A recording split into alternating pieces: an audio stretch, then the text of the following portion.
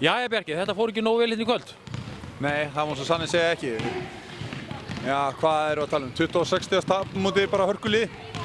En í fyrri hálfleik þetta leit bara nokkuð vel út, mikil barátta í liðinu og munið ekki nema hvað 3 stigum í hálfleik.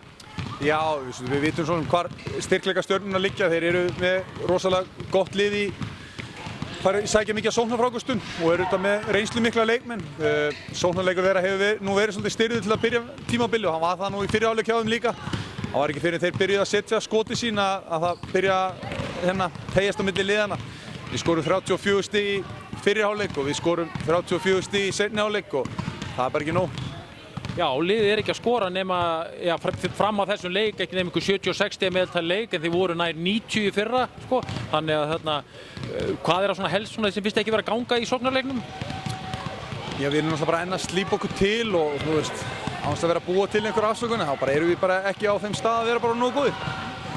En segð mér, hvað var það sem leist best á í liðinu hérna í fyrri hálfleik? Það var mjög gaman að horfa á liðið, þrátt þetta væri kannski ekki áferðarfellast í körfuboltinn, hvorki hjá Þórsliðinu eða Stjörnunni, að það var gaman að sjá mér þessa baráttu.